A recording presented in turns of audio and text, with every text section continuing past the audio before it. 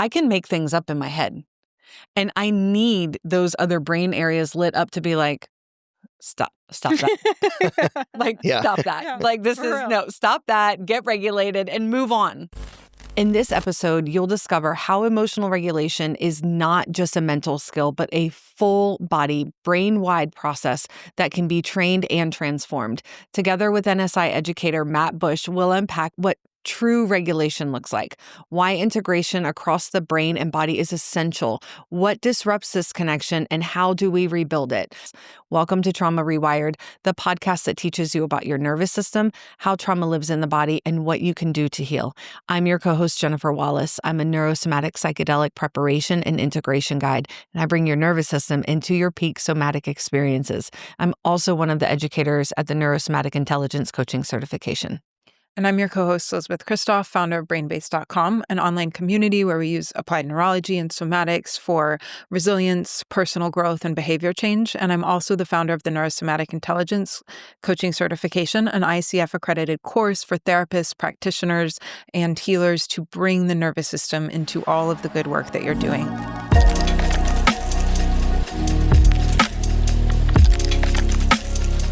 It is just so relatable, those moments that you talked about, Jen. And I remember in past life, other version of Elizabeth, I would always describe myself as a ruiner.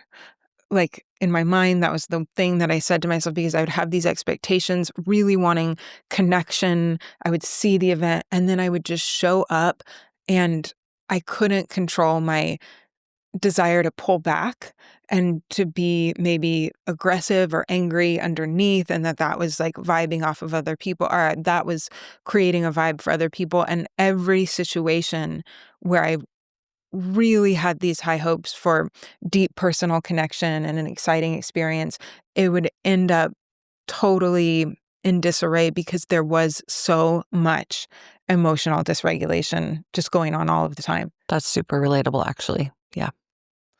Yeah, so talking about the brain networks and the brain areas, one really big idea, since you started to bring this up, is that our brain is not actually divided into separate areas or stages. Like, all of the brain is active all the time. It's just a matter of which parts of it are a little more focused on, or which ones are kind of maybe running the show a little bit more and have more influence over the outputs that are created. And so you're right, like basic proprioceptive work, like, mobility drills and gentle movement practices can create such a difference in that cerebellum activation, the prefrontal cortex, and then that turns into emotional regulation, right? We used to have people come into class when we were teaching, and they would show up and very dysregulated, maybe because of a group setting, maybe because of something going on in their life. You never really know. And they would kind of learn the basic drills that we were teaching. They would leave and maybe 6 months later return for another course. But when they come back, if they've been practicing those basic movement drills, they were a totally different person. Like, different personality, different emotional regulation, much more open most of the time and engaged. And you kind of do a double take. You're like, who are you? And what happened to, that other version of you? They're like, I don't know. I've just been doing these basic proprioceptive drills, and it creates such a huge difference. It really remarkable. does. Yeah. So when we're talking about integration, the integration of these networks is really the brain's ability to synchronize three major networks. And this is not three separate brain areas, but just three kind of interconnected spaces. So the first one is the bottom-up inputs, like what's coming into the brain from the interoceptive and proprioceptive systems. Meaning, can I feel what's going on inside my body? And can I feel where I am in space? Okay. Then there's the salience network and the default mode networks. We've talked about these before on the podcast. And so these are our ability to be aware of ourself and our inner feelings, to detect threats, to hold context of what we've done in the past and how it's turned out. And so those set the tone for what our brain is going to be paying attention to and focusing on in any given situation. And then there's the top-down control, which is that prefrontal cortex that we focus on and people talk about all the time, like inhibiting and regulating everything else. But that prefrontal cortex of top-down control, it can't work by itself. It has to be integrated through all three levels, all three networks. Okay. So what's important to note is that when these networks are not working together, they're not synchronized, what we're seeing in the research is it's not just that those areas may be underactive, but they're actually underconnected to one another. So signals aren't being sent appropriately between the different networks and from one area to the next. So if someone struggles to even recognize their emotions, let alone regulate them using these higher order networks, the brain would have a really difficult time distinguishing between real danger versus false alarms. So the body tends to kind of stay in a survival loop, not ever being able to gain traction and then move forward from there. I associate when I think about like past versions of me, I really associate to that like prefrontal cortex not being as stimulated, or it maybe is in a more suppressed state than other brain areas. And so for me, with my tools, what's really helped me with my emotional regulation is adding a prefrontal load. And then also like a non-negotiable for me is cerebellar training. I really need that, because if I am not in my own regulation and doing my tools, I can make things up in my head.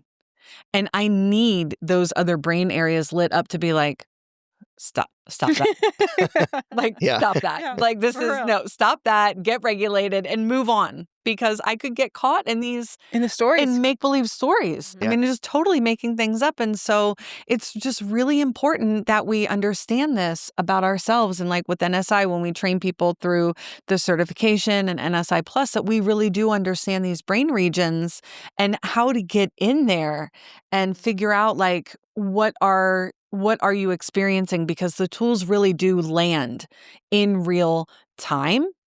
And, sometimes you even got to, depending on where I'm at in my life, I'm like, I need to pin that and circle back when I get home, because like I said, I mean, it will just get wild inside my head and I don't want to dissociate.